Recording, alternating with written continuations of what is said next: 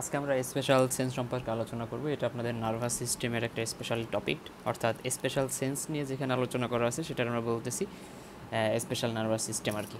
তো স্পেশাল সেন্সগুলোর মধ্যে আপনাদের ভিশন সম্পর্কে অল অ্যাবাউট সব কিছুই লাগবে।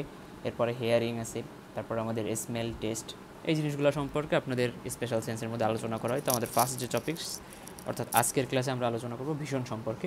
সো এখান থেকে অনেক ইম্পর্টেন্ট জিনিসপত্র আছে এবং এখান থেকে অনেক প্রশ্ন আসে। এখান থেকে রিটেনেও যে মানে এত প্রশ্ন আসে এবং ভাইভাতেও এখান থেকে অনেক প্রশ্ন আসে। So it is very important. তো আমাদের এই স্পেশাল সেন্সের ভিশনের টপিক্সে পড়ার আগে আমাদের একটু অ্যানাটমি সম্পর্কে জানা লাগবে, কারণ আমরা যদি চোখের অ্যানাটমি না জানি তাহলে আমরা ফিজিওলজি নর্মালি বুঝবো না কিছুই। তো আমরা ফার্স্টে একটু অ্যানাটমিটা খেয়াল করি। তো এটা হলো আমাদের আউটসাইড থেকে, এটা হলো ভেতরের ইনসাইড পর্যন্ত, ঠিক আছে। তো এটা হলো আউটসাইড।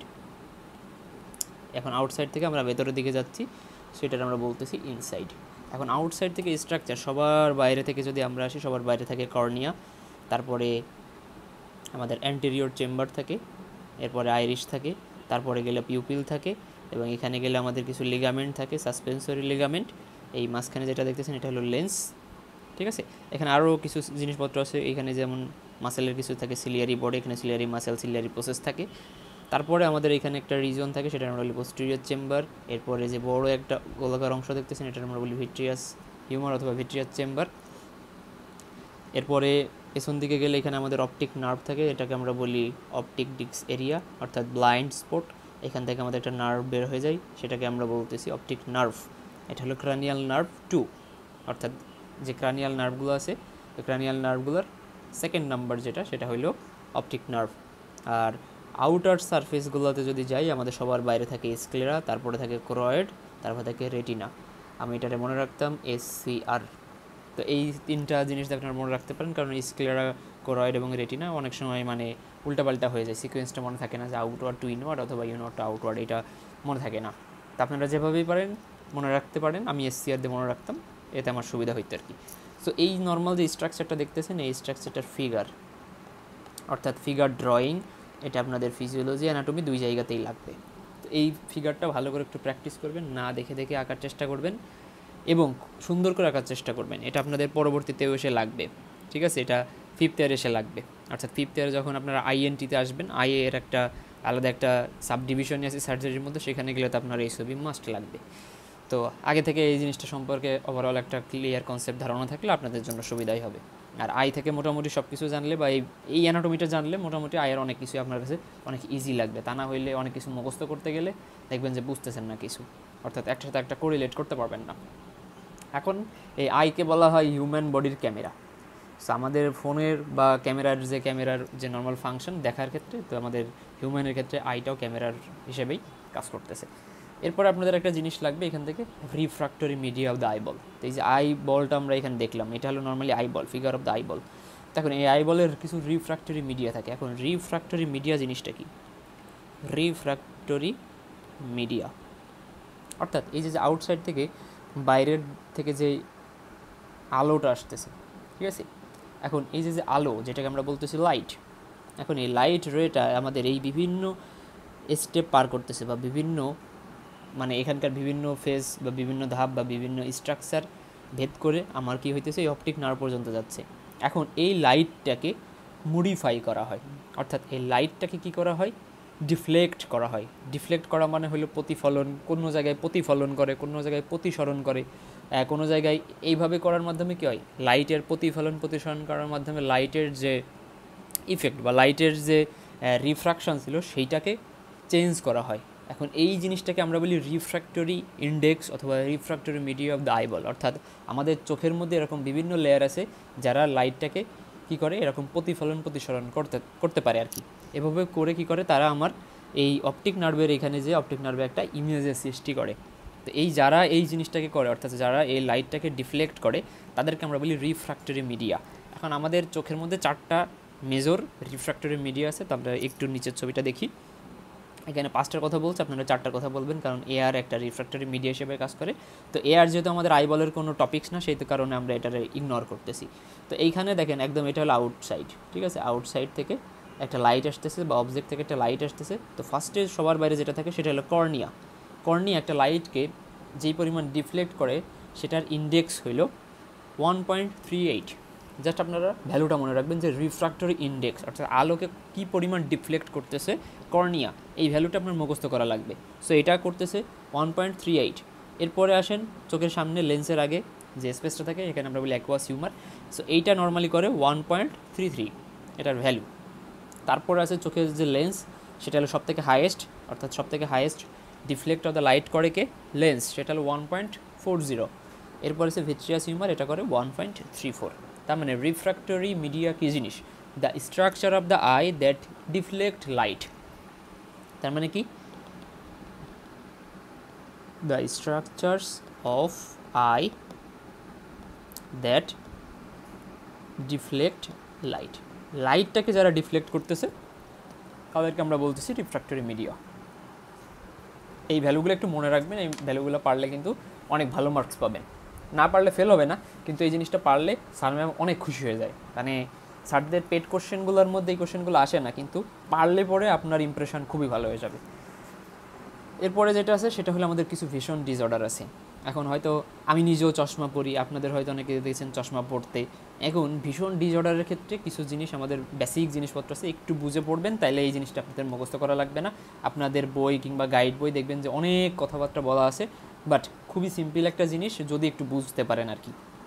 এখন আমাদের যে নর্মাল ফিজিওলজি, ভিশনের ফিজিওলজি, যে বাইরে থেকে একটা লাইট রিফ্লেক্ট আসতেছে, লাইটটা এই রিফ্র্যাক্টরি মিডিয়া ক্রস করে যে আমার কি করবে এখানে যে পড়তেছে, অর্থাৎ যেখানে আমাদের পড়বে লাইটটা পড়ার কথা হলো আমাদের রেটিনাতে। এই যে লেয়ারটা দেখতেছেন এই লেয়ারটাকে আমরা বলি রেটিনা, অর্থাৎ লাইটটার এই রিফ্র্যাক্টরি বা ডিফ্লেক্ট হয়ে এসে রেটিনার উপর পড়বে। রেটিনার উপর পড়লে একটা উল্টা প্রতিবিম্ব হয়, সেটাকে আমরা আবার সদর করে অপটিক নার্ভের মাধ্যমে সেটাকে আমার ব্রেন কী করে সেটাকে আবার সদর করে আর কি, অর্থাৎ যেটা উল্টা ছিল সেটাকে সদর করে আমার ব্রেন একটা ইমেজ সৃষ্টি করে।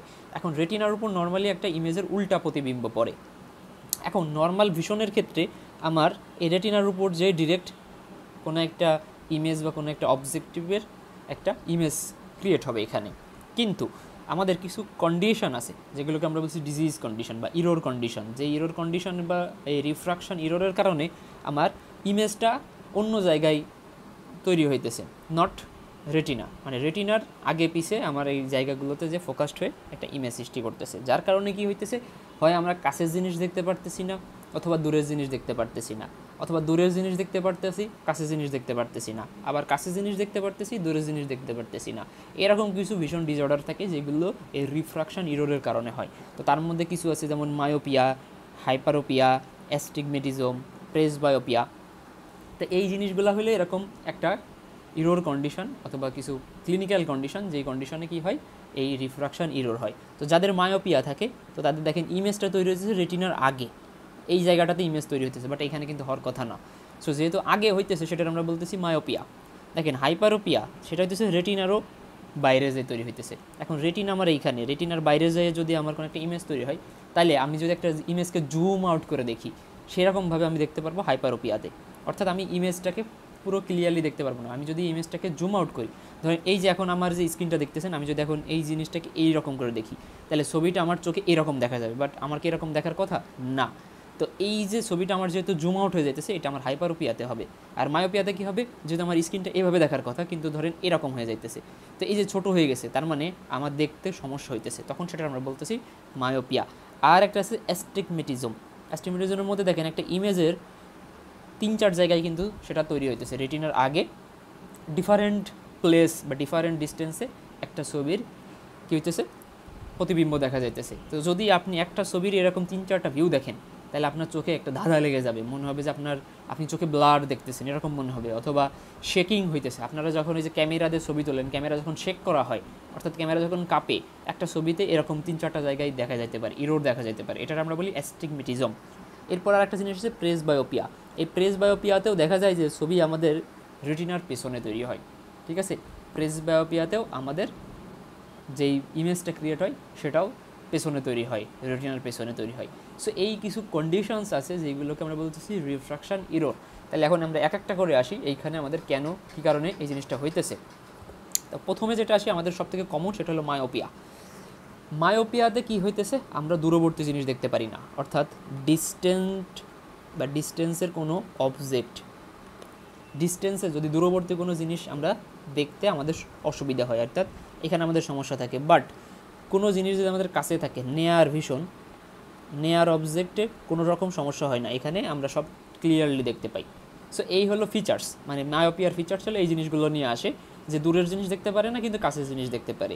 এইগুলোতে কী কারণে হইতেছে, আমাদের যে অ্যান্টেরিয়র পোস্টেরিয়র যে ডায়ামিটার আছে, এই যে অ্যান্টেরিয়র পোস্টেরিয়র যে ডায়ামিটার আছে এটা নর্মালি ইনক্রিজ করে, অ্যান্টেরিয়র পোস্টেরিয়র ডায়ামিটারটা বেড়ে যায়। এবং এইখানে যে আমাদের লেন্স আছে, এই লেন্সের তো একটা রিফ্র্যাক্টিভ ইন্ডেক্স ছিল 1.40, তো দেখা যায় যে এটা 1.40 থেকে বেড়ে যায়। যখনই আমার এই জিনিসটা বেড়ে যাইতেছে তখন সে কী করবে, লাইটটাকে আরও বেশি ডিফ্লেক্ট করবে। লাইটটাকে বেশি ডিফ্লেক্ট করার কারণে রেটিনায় না পড়ে সেই ছবিটা বা প্রতিবিম্বটা আমার রেটিনার আগে তৈরি হয়ে যাবে।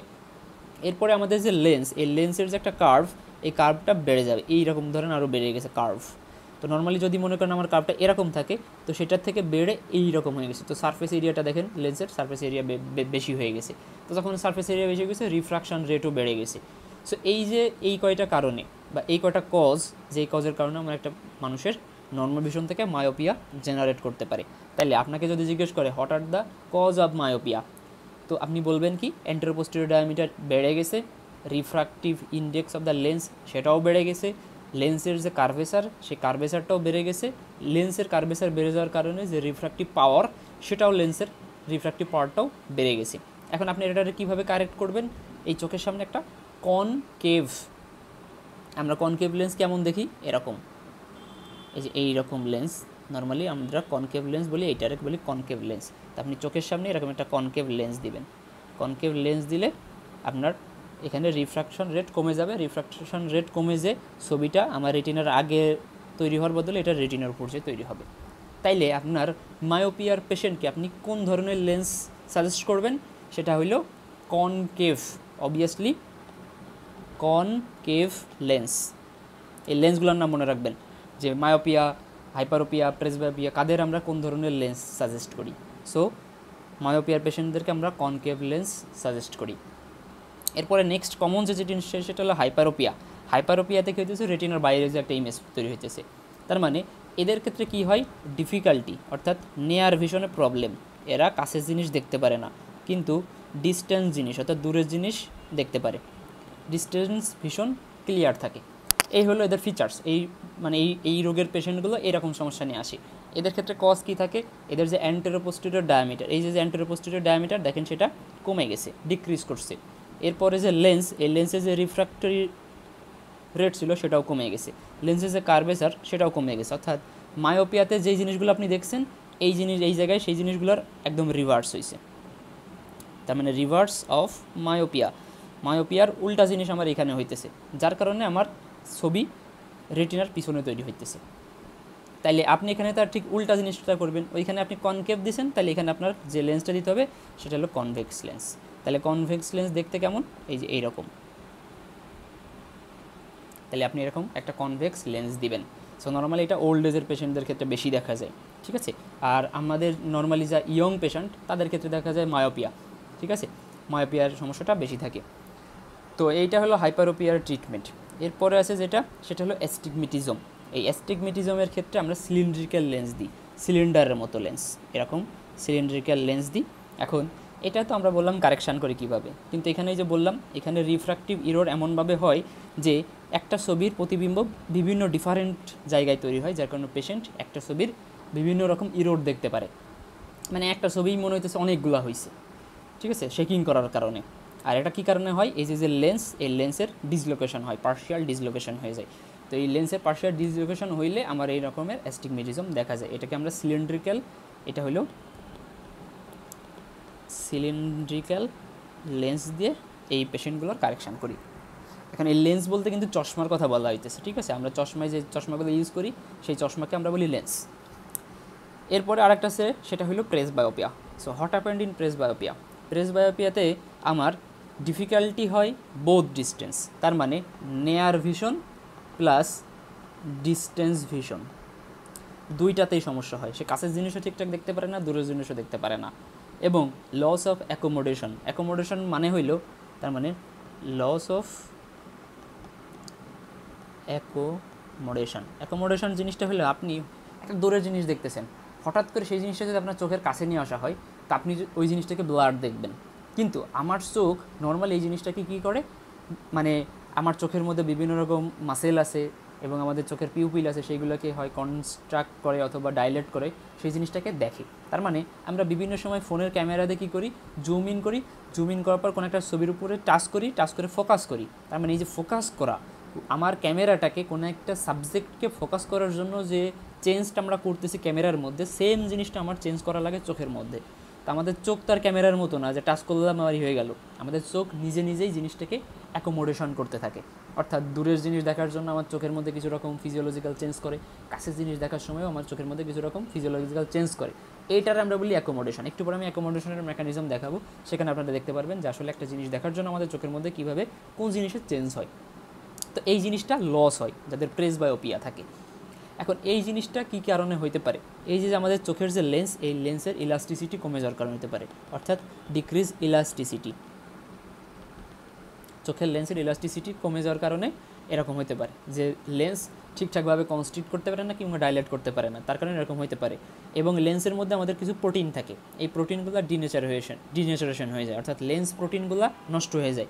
এই নষ্ট হয়ে যাওয়ার কারণে ইলাস্টিসিটি কমে যায়। সো এইগুলো হলো মেইন কারণ এই অ্যাকোমোডেশন রিফ্লেক্সটা নষ্ট হয়ে যাওয়ার কারণে। আর অ্যাকোমোডেশন রিফ্লেক্সটা নষ্ট হয়ে যাওয়ার কারণেই মূলত আমাদের নিয়ার ভিশন এবং ডিস্টেন্স ভিশন দুইটাতেই হ্যাম্পার হয়। অন্য কোনো জায়গায় কিন্তু আমার অ্যাকোমোডেশনের ক্ষেত্রে এত বেশি সমস্যা হয় না, কিন্তু এখানে আমার অ্যাকোমোডেশনটা পুরোপুরিই নষ্ট হয়ে যায়। অর্থাৎ এই অ্যাকোমোডেশনের যে রিফ্লেক্স, এই পুরোটাই আমার নষ্ট হয়ে যাইতেছে। অ্যাকোমোডেশন রিফ্লেক্স নষ্ট হয়ে যাওয়ার কারণে সে কাছের জিনিসও ঠিকঠাক দেখতে পারে না, দূরের জিনিসও দেখতে পারে না। এই ক্ষেত্রে পেশেন্টের ক্ষেত্রে আমরা কী করি, এই ক্ষেত্রে আমরা বাইফোকাল লেন্স ইউজ করি। বাইফোকাল লেন্সে এখানে কনকেভ কনভেক্স দুই ধরনের লেন্সই ব্যবহার করা হয়, সেটা পেশেন্টের কন্ডিশনের উপর বেসিস করে। নর্মালি এই ক্ষেত্রে দেখা যায় বিভিন্ন রকম অপারেশন করা হয়, বাট সেগুলো আপনাদের এই লেভেলে জানার দরকার নেই। এই ক্ষেত্রে একটু কন্ডিশনগুলো একটু খারাপ থাকে, কারণ এই যে বললাম অ্যাকোমোডেশন রিফ্লেক্স যেহেতু ঠিকঠাক থাকে না, অ্যাকোমোডেশন রিফ্লেক্স করার জন্য সিলিয়ারি মাসেল, লেন্সের অনেক কিছু চেঞ্জ করা লাগে। এগুলো আরও অনেক জটিল জিনিসপত্র, জাস্ট আপনারা এইটুকুই মনে রাখেন, এখানে লেন্সেই নর্মালি সব রকম প্রবলেমটা হয়। লেন্সের ইলাস্টিসিটি কমে যায়, লেন্সের মধ্যে যে প্রোটিনগুলো থাকে সেই প্রোটিনগুলো ডিনেচার হয়ে নষ্ট হয়ে যায়, যার কারণে অ্যাকোমোডেশন হয় না। আর অ্যাকোমোডেশন না হওয়ার কারণে নিয়ার ভিশন, ডিস্টেন্স ভিশন দুইটাই হ্যাম্পার ঘটে। তো এই হলো ভিশন ডিসঅর্ডার, যে ডিসঅর্ডারগুলো কমনলি আমাদের সবার মধ্যে দেখা যায়। তো আমি যেমন চশমা পড়তেছি, আমার যেমন মায়োপিয়া আছে, আমার ডিস্টেন্স জিনিস দেখতে সমস্যা হয়, নিয়ার অবজেক্ট দেখতে কোনো সমস্যা হয় না। এই কারণে আমি কি ইউজ করতেছি, আমি একটা কনকেভ লেন্স ইউজ করতেছি এবং আমি আমার এই ইররটা বা এই রিফ্রাকশন ইরর, এটাকে আমি কারেক্ট করতেছি। ঠিক আছে, এরপরে আমাদের যে জিনিসটা লাগবে সেটা হলো ভিজুয়াল ফিল্ড, অথবা আমরা কোন চোখে কীভাবে দেখি এবং আমাদের দেখার জন্য কী কী জিনিস লাগতেছে। সো এই ভিজুয়াল ফিল্ড, লাইট রিফ্লেক্স মোটামুটি ওভারঅল একই রকম জিনিস। আমরা একটু খেয়াল করি ভিজুয়াল ফিল্ডের ক্ষেত্রে কী রকম কী চেঞ্জ হইতেছে। এখন এই জিনিসটাকে আমরা লাইট রিফ্লেক্সের সাথে মানে তুলনা করতে পারি। আমাদের চোখের উপর যখন এই যে লাইট এসে পড়তেছে, এই লাইট এসে আমাদের এই চোখের পেছনে একটা রেটিনা আছে, রেটিনার পর থেকে যে নার্ভটা আছে সেটাকে আমরা বলছি অপটিক নার্ভ। এই অপটিক নার্ভের ক্ষেত্রে দুইটা ফাইবার থাকে, একটা ফাইবার এই বরাবর যে সেটা অপোজিট ডিরেকশনে চলে যায়, এই যে অপোজিট ডিরেকশানে চলে গেছে, আর একটা আমার সেম ডিরেকশানে থাকবে, অর্থাৎ সেম সাইডে থাকবে। সো এটা হলো অনেকটা সেই পিরামিডাল ট্রাক্টের মতো। আমি যদি এই মাঝখান থেকে একটা মনে করি যে একটা মিড লাইন আঁকি, কারণ আমাদের ব্রেনের দুই সাইডে সেম জিনিসই থাকে। তো দেখেন এই অপটিক নার্ভের একটা ফাইবার মিড লাইন ক্রস করে অপোজিট সাইডে গেছে, আর একটা ফাইবার সেম সাইডে আছে, মিড লাইন ক্রস করে নাই। এবং এরা যেখানে যে মিলিত হয়েছে সেটারে আমরা বলি কিছু নিউক্লিয়াস আছে। এখন নিউক্লিয়াসগুলোর নাম হলো এই যে প্রিটেকটাল নিউক্লিয়াস। এই নিউক্লিয়াসের আরও একটা নাম আছে, ঠিক আছে, ইডিনজার ওয়েস্টপাল নিউক্লিয়াস, এটা পরে, কিন্তু এই নিউক্লিয়াসগুলোর নাম আপনাদের মনে রাখা লাগবে।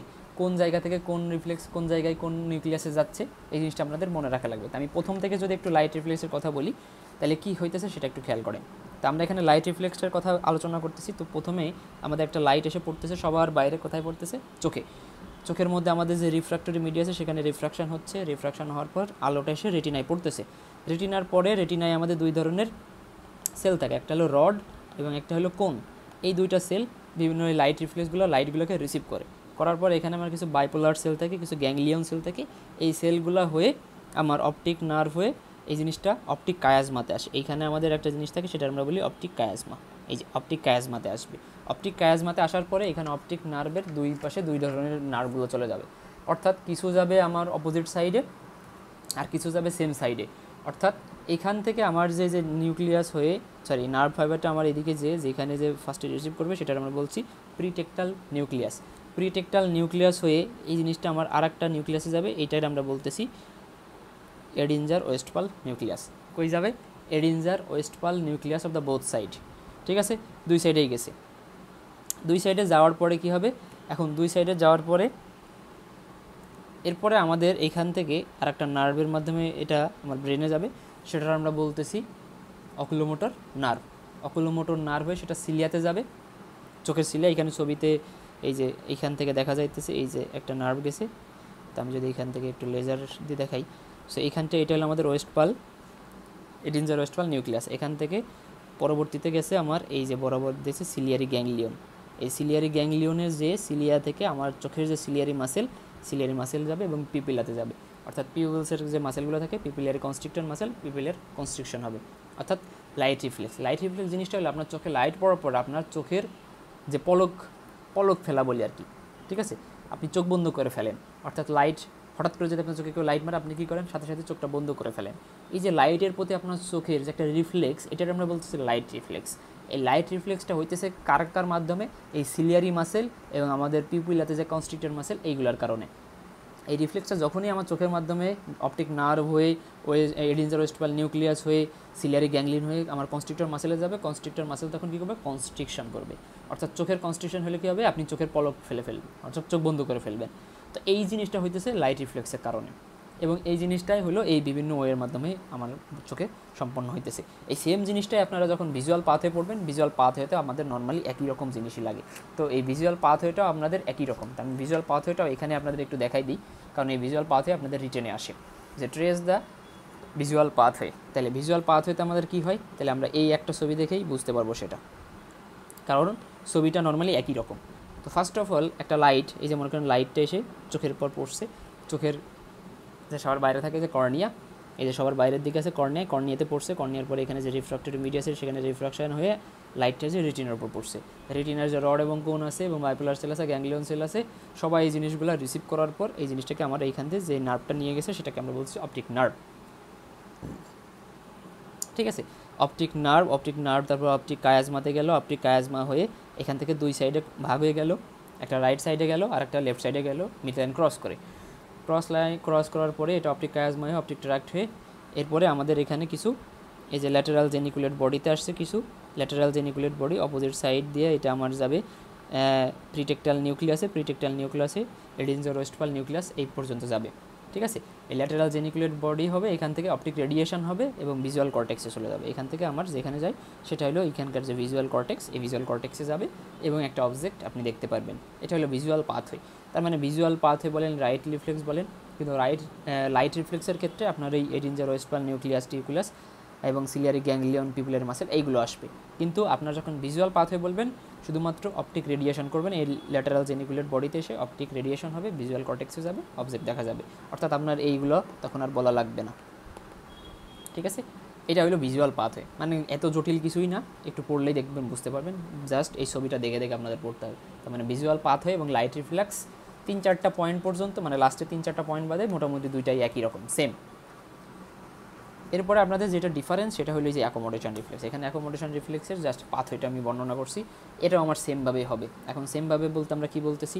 এই যে লাইট পড়ছে, রিফ্রাক্টর মিডিয়া গেছে, রেটিনা গেছে, অপটিক নার্ভ গেছে, অপটিক নার্ভ হয়ে বাইপোলার সেল, এখানে আমাদের কিছু সেল থাকে বাইপোলার সেল, গ্যাংলিয়ন সেল। ঠিক আছে, এই গ্যাংলিয়ন সেল হয়ে অপটিক নার্ভ হয়ে অপটিক কায়াজমা পর্যন্ত গেছে, এই যে অপটিক কায়াজমা ক্রস করছে, তারপর অপটিক ট্রাক্ট হয়ে আমার এটা গেছে কোথায়? ল্যাটেরাল জেনিকুলেট বডি, এখান থেকে আমার অপটিক রেডিয়েশন হয়েছে, ভিজুয়াল কর্টেক্সে গেছে। আমার চোখের যে এখানে আমাদের যে কিছু অকুলোমোটর নিউক্লিয়াই থাকে, সেই অকুলোমোটর নিউক্লিয়াই পর্যন্ত লাইটটা গেছে। এখন এইখানে আমাদের দু ধরনের নিউক্লিয়াস এখানে কাজ করবে। একটা হলো এই যে আমাদের এডিনজার ওয়েস্টফাল নিউক্লিয়াস, আর একটা সেটটা হলো আমাদের অকুলোমোটর নিউক্লিয়াস। ঠিক আছে, এখানে আমাদের অকুলোমোটর নিউক্লিয়াসের ছবি এখানে নেই। আপনারা এই জিনিসটা মনে রাখবেন যে এই সবভাবে যাওয়ার পরে আমাদের যে এডিনজার ওয়েস্টফাল নিউক্লিয়াস এবং আমাদের যে মোটর নিউক্লিয়াস বা ক্র্যানিয়াল নার্ভের যে মোটর নিউক্লিয়াস, সেটা আমরা অকুলোমোটর নার্ভ, এইটা হলো অকুলোমোটর নিউক্লিয়াস।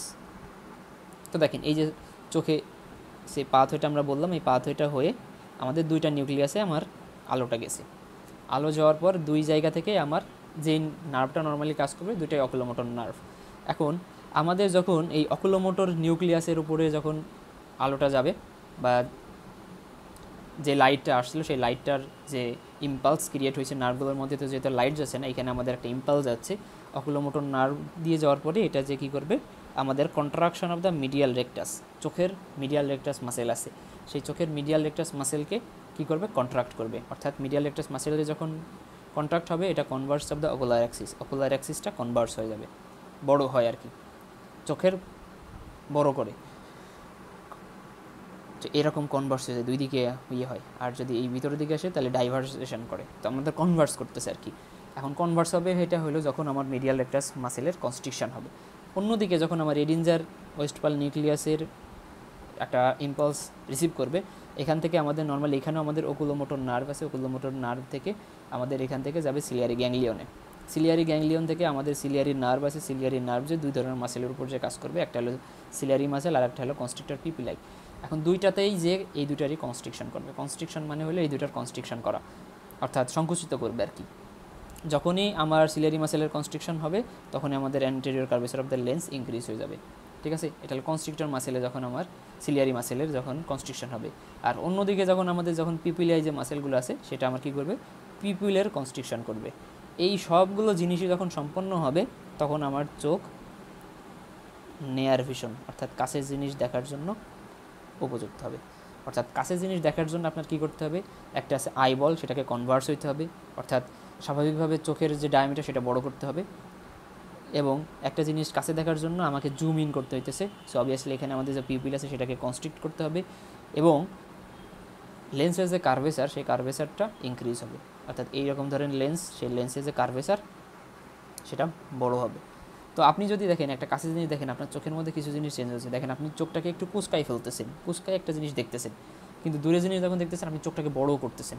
সো তখন কী করতেছেন, আপনি পিপিলগুলো কনস্ট্রিকশন করতেছেন, লেন্সের কার্ভেচারটাকে আরও বড় করে ফেলতেছেন। কিন্তু নিয়ার ভিশনের ক্ষেত্রে কী হইতেছে, আপনার অনেক কিছুই কনস্ট্রিকশন হইতেছে, আপনি চোখটাকে ছোটো করে একটা জায়গায় সেন্ট্রালাইজ করতে চাচ্ছেন, তখন কী হইতেছে, আমার এই অ্যাকোমোডেশন রিফ্লেক্সটা সেখানে কাজ করতেছে। আপনি নিয়ার ভিশনের জন্য আপনার লেন্স, পিপিল এবং যে অকুলার অ্যাক্সিস সবগুলোকে এক জায়গায় কেন্দ্রীভূত করতেছেন, এবং আপনি কোনো একটা নেয়ার ভিশন বা একটা নেয়ার কাছের একটা জিনিস দেখতে পারতেছেন। এই জিনিসটা হলো অ্যাকোমোডেশন রিফ্লেক্স। তো অ্যাকোমোডেশন রিফ্লেক্স, লাইট রিফ্লেক্স, তারপরে আছে আপনার ভিজুয়াল পাথ হয়ে সব কিছুর ক্ষেত্রে এই ফার্স্টের এইটুকু সেম, অর্থাৎ এইটুকু আপনার সবার ক্ষেত্রে সেম। তারপরে আপনার এই নিউক্লিয়াস পর্যন্ত বিভিন্ন জায়গায় সেম আছে, আবার কিছু জায়গায় ডিফারেন্স আছে। তো ভীষণ চ্যাপ্টার পড়ার সময় আপনাদের এই জিনিসগুলো একটু মনে রাখতে হবে, কমন জিনিসগুলো একবারে মুখস্থ করে ফেলবেন, যেটা তিনটার জিনিসের ক্ষেত্রেই একই রকমই থাকে। সো এরপরে জিনিসগুলোকে একটু ডিফারেন্স করে ফেলবেন, ঠিক আছে।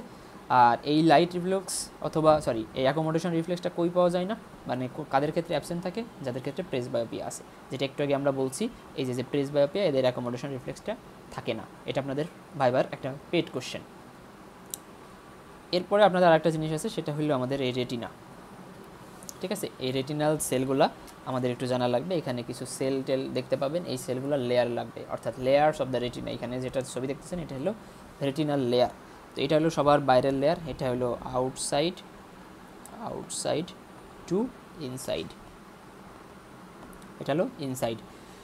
তো আউটসাইড সবার বাইরে থাকে কোরয়েড, কোরয়েডের পরে আছে পিগমেন্টেড এপিথেলিয়াম। এই এপিথেলিয়ামটা হলো পিগমেন্টেড এপিথেলিয়াম। পিগমেন্টেড এপিথেলিয়ামের মধ্যে বিভিন্ন রকম পিগমেন্ট, অর্থাৎ পিগমেন্ট মানে হলো কালারের সাথে রিলেটেড।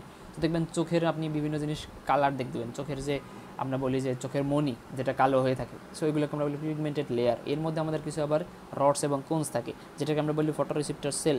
এই যে ফটোরিসেপ্টর সেল, যে তীরের মতো যেগুলো দেখতেছেন এগুলো হলো ফটোরিসেপ্টর সেল। তীরের মতো যেগুলো দেখাচ্ছে এগুলোর আমরা বলছি কোন, এবং এই যে মোটা মোটা যেগুলো সেগুলোকে বলছি রড, ঠিক আছে। তো এই রড এবং কোন আছে। এরপরে যে লেয়ারটা দেখতেছেন যে গোল গোল, এইগুলোকে আমরা বলতেছি আউটার নিউক্লিয়ার লেয়ার, ঠিক আছে। Outer nuclear layer, outer nuclear লেয়ারের আগে এইখানে একটা লেয়ার আছে, সেটার আমরা বলতেছি এক্সটার্নাল লিমিটিং মেমব্রেন।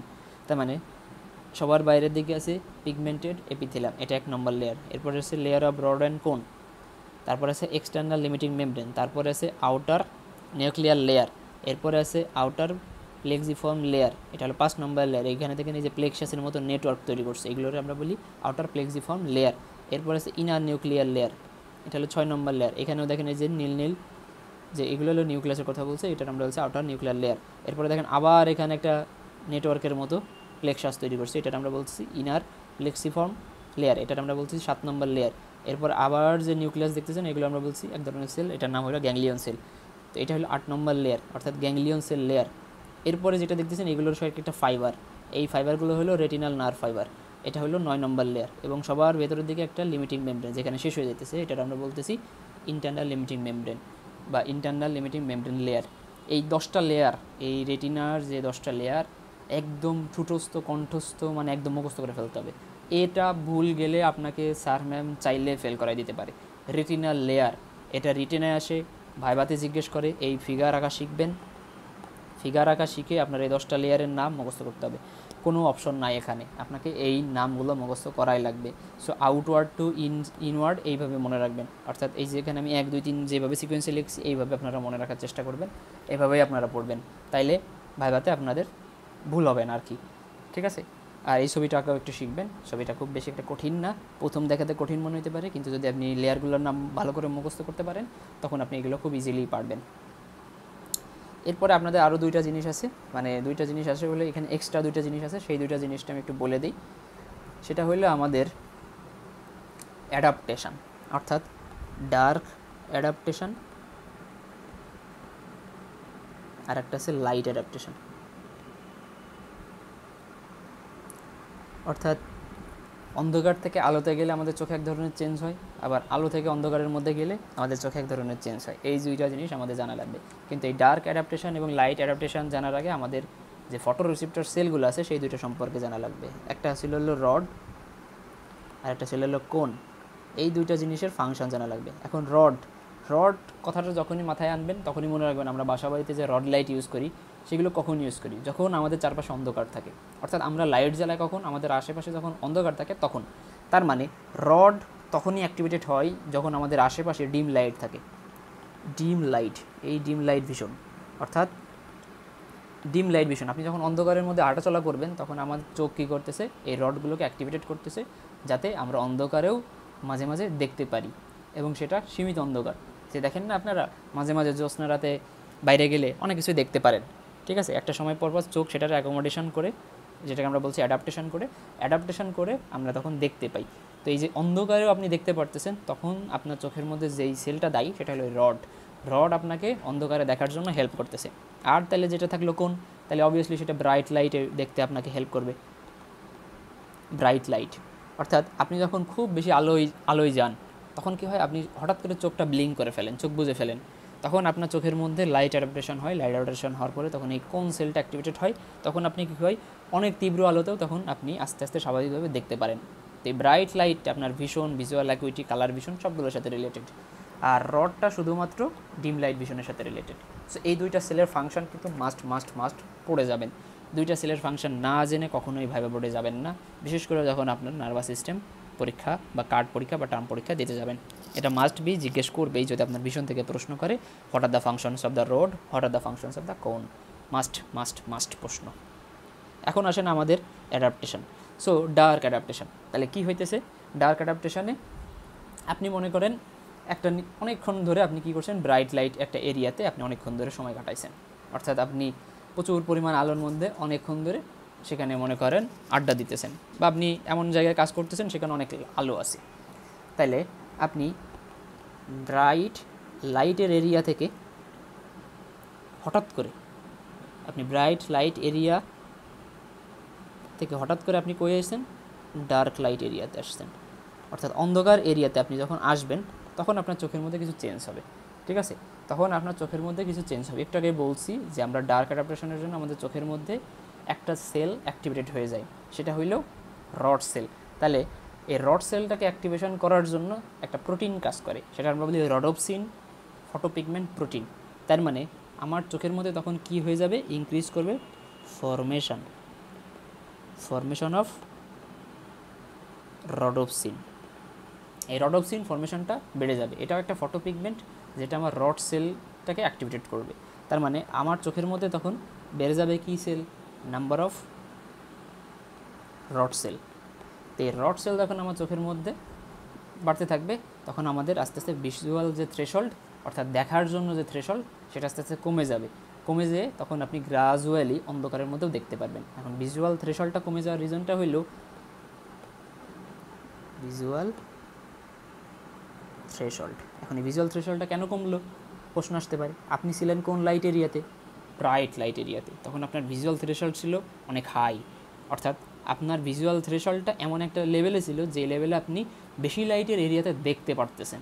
কিন্তু আপনি এখন আসছেন অন্ধকার লাইটে আসছেন, যদি আপনার এই ভিজুয়াল থ্রেশহোল্ড ওই তত হাই থাকে তাহলে আপনি এখানে আসলে পুরো অন্ধকার দেখবেন, অর্থাৎ মানে আপনি চোখে কিছুই দেখতে পারবেন না, পুরো চোখ আপনার মনে হবে আপনি পুরো ডার্ক অন্ধকার, আপনি চোখ খোলা রাখছেন তাও আপনি দেখবেন যে অন্ধকার। সো তখন আমার ভিজুয়াল থ্রেশহোল্ডটা কমানো লাগবে, ভিজুয়াল থ্রেশহোল্ড কমাইলেই তখন আমার রডের যে ফাংশন সেটা অ্যাক্টিভেটেড হবে। এই কারণেই এই ভিজুয়াল থ্রেশহোল্ডটা আস্তে আস্তে কমতে থাকবে, কার উপস্থিতিতে? এই রডোপসিনের উপস্থিতিতে, অর্থাৎ রডোপসিন যত বাড়বে ভিজুয়াল থ্রেশহোল্ড তত কমবে, আর যখন আমার কোন সেল বাড়বে তখন আমার ভিজুয়াল থ্রেশহোল্ড বাড়বে। দুইটা জিনিস মনে রাখবেন, রড সেল থাকলে ভিজুয়াল থ্রেশহোল্ড কমে, কোন সেল থাকলে ভিজুয়াল থ্রেশহোল্ড বাড়ে। সো যেহেতু আমার এখানে রড সেল বাড়তেছে ভিজুয়াল থ্রেশহোল্ড কমবে, আপনি কি করবেন? গ্রাজুয়ালি দেখতে পারবেন, এটা কিন্তু গ্রাজুয়ালি আস্তে আস্তে হবে, gradually you can see in dim light. তার মানে হঠাৎ করে আপনার বাসায় যখন কারেন্ট চলে যায় প্রাথমিকভাবে আপনি চোখে একদম ব্ল্যাক দেখেন, ডার্ক, আপনি চোখে কিছুই দেখতে পারেন না। কিন্তু আপনি যখন অন্ধকারের মধ্যে অনেকক্ষণ ধরে বসে থাকবেন, একটা সময় পরে দেখবেন আস্তে আস্তে আপনি কিছুটা দেখতে পারতেছেন, যেটা প্রাথমিকভাবে আপনি একদম অন্ধের মতো দেখছিলেন, কিন্তু একটা সময় পরে আস্তে আস্তে আপনি কিছু জিনিস ভিজুয়ালাইজ করতে পারবেন। কেন ভিজুয়ালাইজ করতে পারতেছেন এখন তাহলে বুঝছেন, আপনার চোখ ডার্ক অ্যাডাপ্টেশন করছে, ডার্ক অ্যাডাপ্টেশন করার কারণে আপনার চোখের মধ্যে যে ফটোপিগমেন্ট যে রড সেলগুলো আছে সেগুলোর সিনথেসিস বেড়ে গেছে, সেগুলো বেড়ে যাওয়ার কারণে আপনার চোখের মধ্যে ভিজুয়াল থ্রেশহোল্ড কমে গেছে, আপনি গ্রাজুয়ালি একটা জিনিস দেখতে পারতেছেন আস্তে আস্তে, এবং তখন কী হবে? আপনার ডার্ক অ্যাডাপ্টেশন এস্টাবলিশড, অর্থাৎ আপনার চোখে ডার্ক অ্যাডাপ্টেশন এস্টাবলিশড হয়ে গেছে। ঠিক আছে, সো এইটা হলো আমাদের ডার্ক অ্যাডাপ্টেশনের ফিজিওলজি। তাহলে ঠিক উল্টা জিনিসের মতো একটা জিনিস হবে, সেটা হলো আমার লাইট অ্যাডাপ্টেশনে। লাইট অ্যাডাপ্টেশনে কী হবে? আপনি মনে করেন এখন এই অন্ধকারের মধ্যে বসে আছেন, আপনার চোখে ডার্ক অ্যাডাপ্টেশন হয়েছে, হঠাৎ করে কারেন্ট আসছে। কী হয়েছে? হঠাৎ করে কারেন্ট আসছে, যখনই কারেন্ট আসছে আপনি চোখটা ঠাস করে বন্ধ করে ফেলছেন। কেন বন্ধ করে ফেলছেন? কারণ আপনার চোখের মধ্যে ভিজুয়াল থ্রেশহোল্ড কম, ভিজুয়াল থ্রেশহোল্ড কম থাকার কারণে আপনার চোখে যখন অনেক বেশি লাইট গেছে, লাইট যাওয়ার কারণে কী হয়েছে? আপনি মানে কয়েক মুহূর্তের জন্য চোখে অন্ধকার দেখতেছেন, কয়েক মুহূর্তের জন্য আপনার চোখ এত বেশি সেন্সিটিভ হয়ে গেছে যে আপনি দেখতেই পারতেছেন না, আপনি চোখ বন্ধ করে ফেলছেন সাথে সাথে। তখন কি হয়? আপনি যদি ডার্ক লাইট থেকে ব্রাইট লাইট এরিয়াতে আসেন, ব্রাইট লাইটের এরিয়াতে আসেন, এখন চোখের মধ্যে কী হবে? এখন আমাদের যে ফরমেশন হইতেছিল রডোপসিন, সেই জিনিসগুলোর এখন ডিকম্পোজিশন হবে।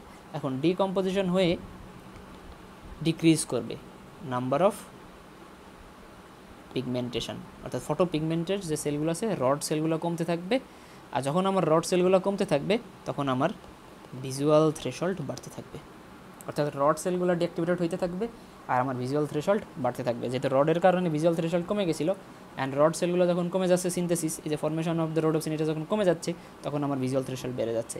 ভিজুয়াল থ্রেশহোল্ড যখন বেড়ে যাবে তখন ওই হঠাৎ করে লাইটটা সেটার আপনার চোখের জন্য বেশি আনকমফোর্টেবল বা ইন্টেন্স হবে না, অর্থাৎ no uncomfortable feeling on your eyes. তখন আমার কী হবে? চোখে লাইট অ্যাডাপ্টেশন অকার, অর্থাৎ আপনি তখন আলোতে নির্দ্বিধায় চোখ খুলে সব কিছু দেখতে পারবেন। তার মানে এটা আপনি খুব সহজভাবেই নিজের সাথে পরীক্ষা করে দেখতে পারবেন। আপনার রুমে যখন আপনি রাতে থাকবেন, কারেন্ট চলে গেলে কী হয়, আর হঠাৎ করে কারেন্ট আসলে কী হয়, এই দুইটা জিনিস দেখেই আপনি বুঝতে পারবেন যে আপনার চোখ কীভাবে ডার্ক অ্যাডাপ্টেশন করতেছে, লাইট অ্যাডাপ্টেশন করতেছে। জাস্ট ফিজিওলজিগুলো মনে রাখবেন, আর কীভাবে আপনার ব্যক্তি জীবনে ফিজিওলজিটা হইতেছে সেটাও আপনি কিন্তু খুব সহজেই নিজের মধ্যেই সেটা নিজের সাথেই পরীক্ষা করে দেখতে পারবেন। সো এই জিনিসটা আপনাদের খুব একটা বেশি আসে না, কিন্তু আসে না বললে ভুল হবে, এটা রিটেনে আসে এবং ভাইভাতেও খুব বেশি ধরে না, কিন্তু তারপরেও পড়ে রাখা ভালো, ধরতেও পারে। আপনি ভালো পড়লে এই জিনিসটা ধরবে, আর এই জিনিসগুলো পারলে আপনাকে অনেক ভালো মার্কস দিবে, অনার্স মার্কও দিতে পারে।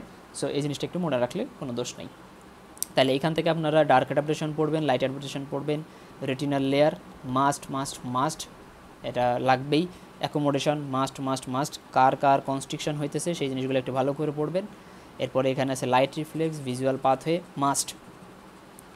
এরপরে ভিশন ডিসঅর্ডার, কোন ডিজিজে কী রকম সমস্যা হয়, কোন ডিজিজে আমরা কোন লেন্স ইউজ করি, মাস্ট। এরপরে রিফ্র্যাক্টরি যে মিডিয়ার পাওয়ার, এই জিনিসগুলো একটু পড়বেন, কার ক্ষেত্রে কতটুকু, এবং অ্যানাটমির এই ছবিটা, এইটুকু পড়লেই মোর দ্যান এনাফ ভিশন ফিজিওলজির ক্ষেত্রে। আপনাদের ভিশন থেকে এই পর্যন্তই, এর বাইরে অনেক কিছু আছে, বাট সেগুলো আপনাদের ফার্স্ট প্রফেশনাল পরীক্ষার জন্য অত বেশি ইম্পর্টেন্ট না, কিংবা ওখান থেকে অত বেশি প্রশ্ন আসেও না। তো আপনারা এই জিনিসগুলো পড়লেই more than enough special sense of vision থেকে। সো এই জিনিসগুলো একটু পড়বেন। এরপরে যদি আপনাদের কারো কোথাও কোনো রকম সমস্যা থাকে বা না বুঝে থাকেন, feel free to ask me any time. আজকের ক্লাসটা এই পর্যন্তই। Thank you.